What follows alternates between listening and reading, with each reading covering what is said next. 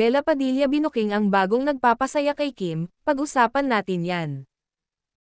Pero bago ang lahat, kung di ka pa nakasubscribe sa ating channel ay huwag kalimutan mag-subscribe para lagi kang updated sa latest chika.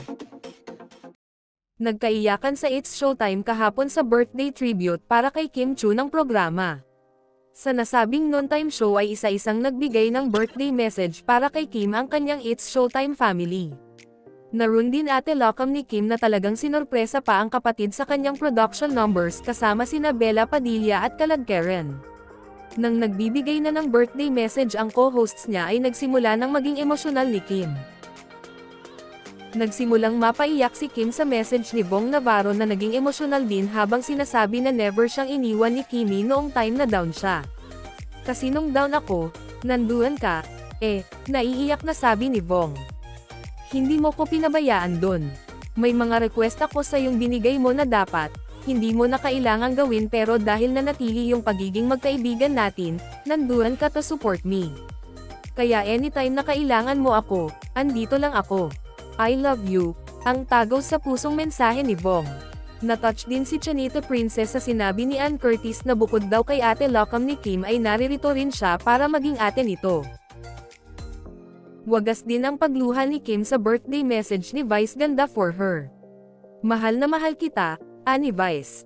Hanggat kaya ko, ipaparamdam ko sa'yo yon.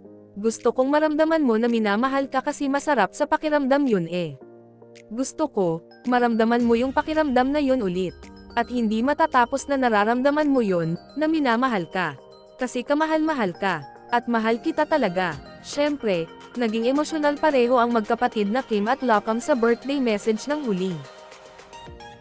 As we all know, lahat naman tayo, alam natin how big ang puso ni Kimi. Eto lang masasabi ko, mahal kita. I know words are kulang to say thank you but will always be here for you, sabi ni Cam. Pero nakakatuwa naman ang sinabi ni Bella na very happy right now si Kim. Sobrang saya ni Kim Chiu right now, ani Bella. Kung bakit masaya si Kim ngayon, yan ang malaking tanong. May tao bang nagpapasaya sa aktres ngayon? Anong masasabi nyo sa ating chismis ngayon? Mag-comment na at subscribe para updated ka sa latest chika na gaya nito. Maraming salamat po.